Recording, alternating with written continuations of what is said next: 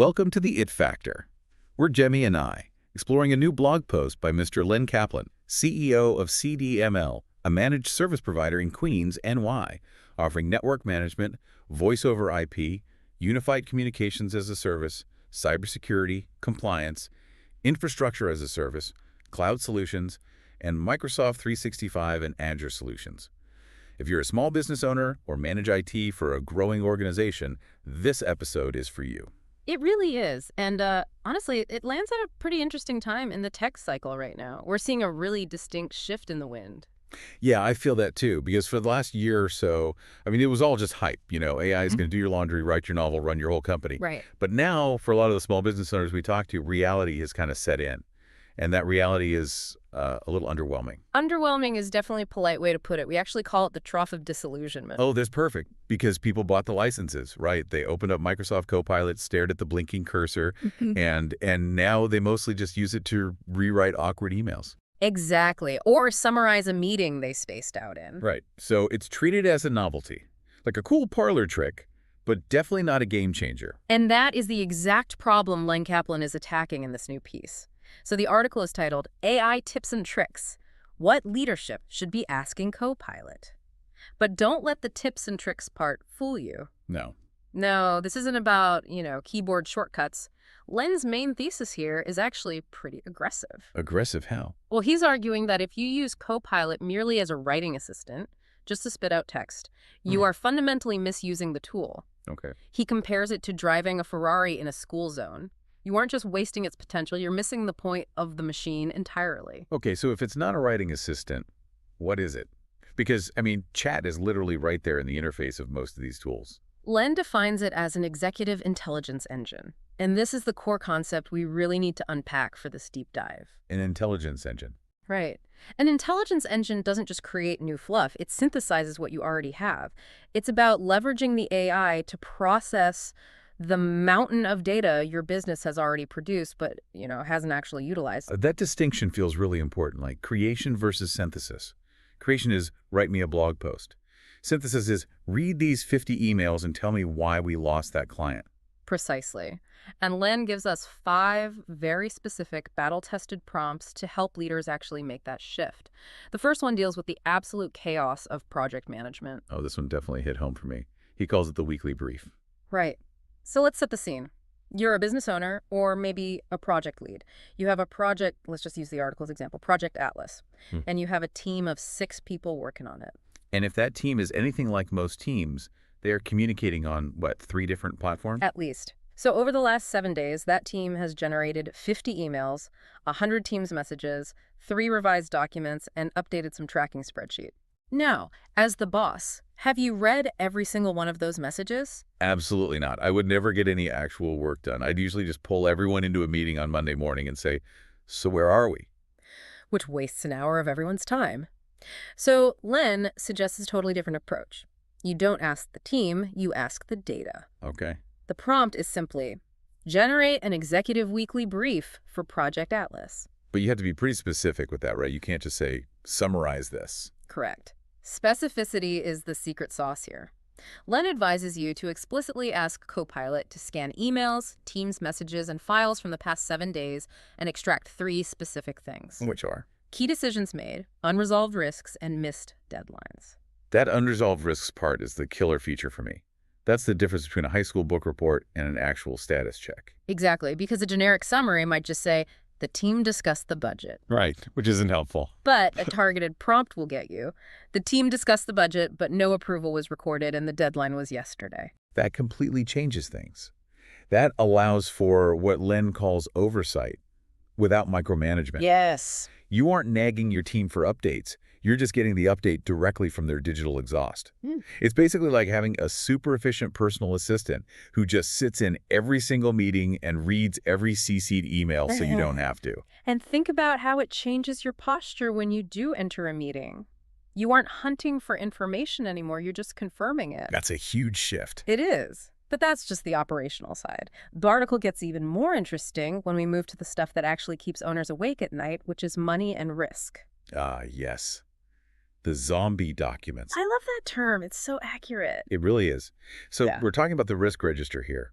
For anyone listening who might not use that term daily, it's that big tracking document listing everything that could possibly go wrong in the company. Supply chain failures, data breaches, a key employee leaving. Right, you create it because you have to. Maybe for a board meeting or maybe for some compliance audit. You color code it red, yellow, and green. And then what happens to it? You save it in some folder called 2024 Strategy, and you literally never look at it again until next year. It dies. It becomes a zombie. Exactly. It's just static data sitting there. So Len suggests using Copilot to reanimate the zombie.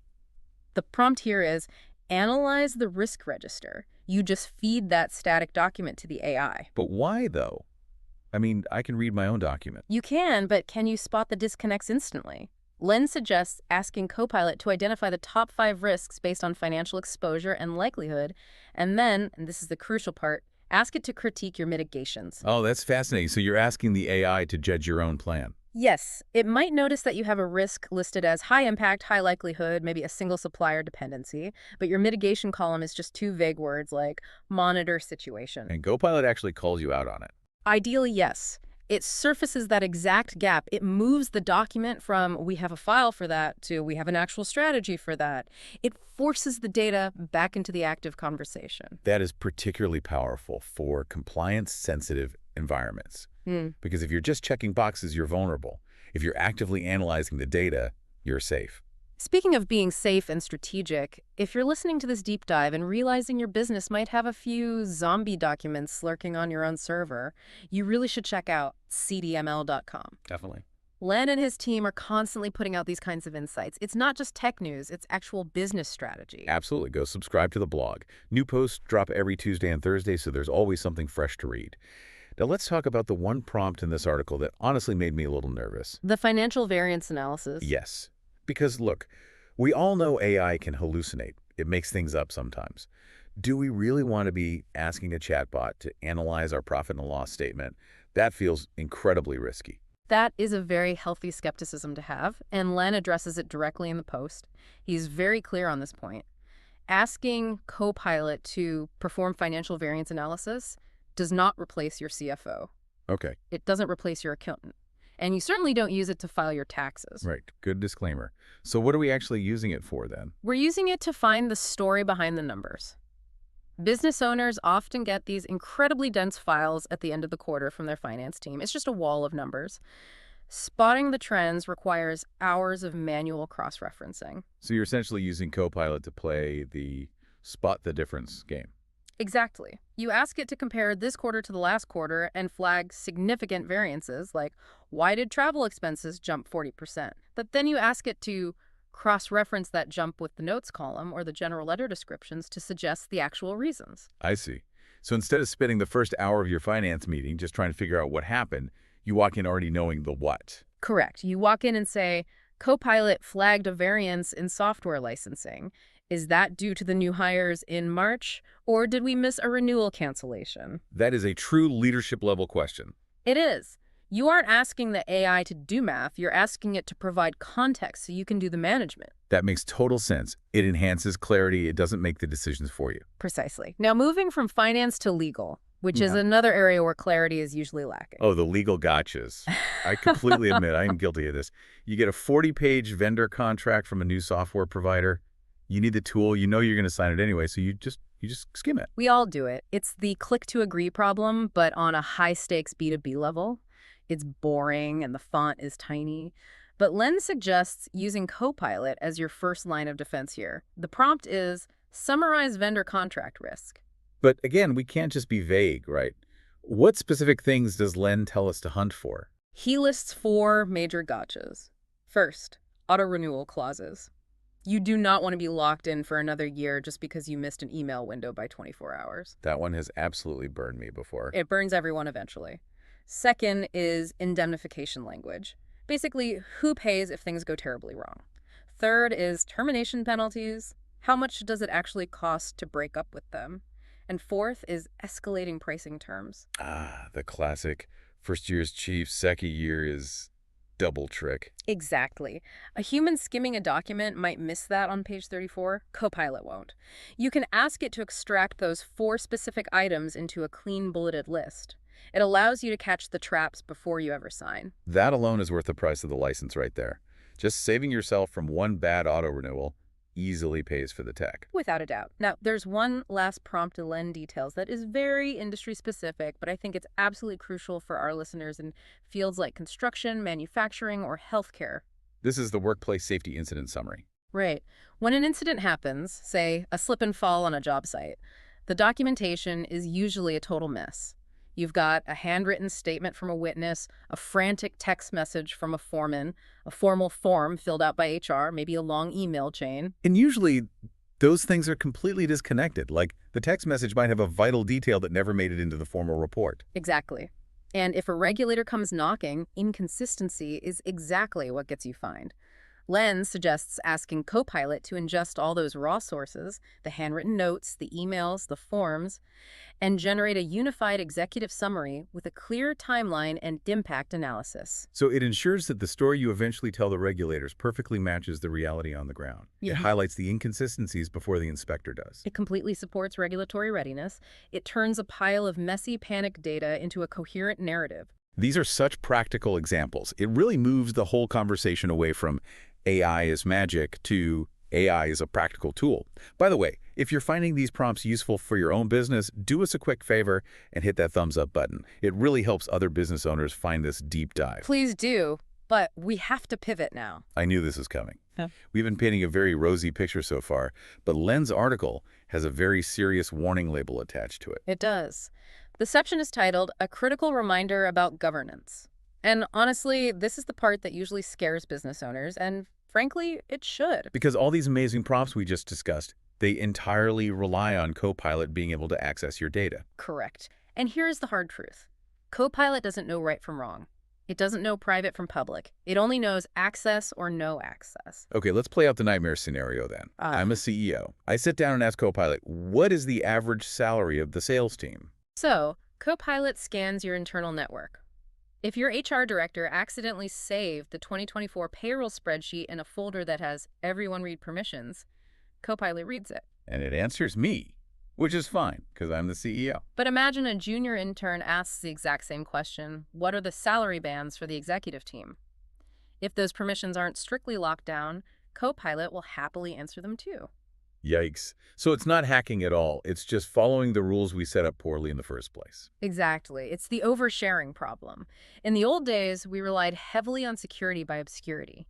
If a file was buried 6 folders deep in some forgotten directory, nobody found it. It was effectively hidden because nobody had the time to dig. But Copilot is the ultimate digger. It completely flattens the file structure. Right. It doesn't care if the file is buried. If it has permission to read it, it reads it instantly.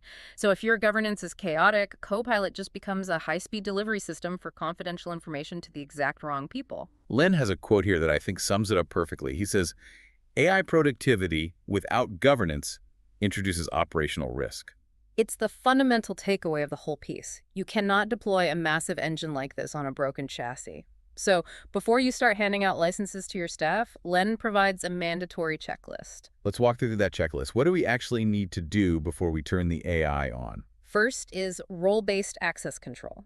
You need to audit who is an admin and who is just a user. Not everyone needs the keys to the kingdom. That seems pretty basic, but I bet a lot of small businesses completely overlook it. They do, all the time. Second is sensitivity labels. This is a specific Microsoft feature where you digitally stamp a document as confidential or internal only.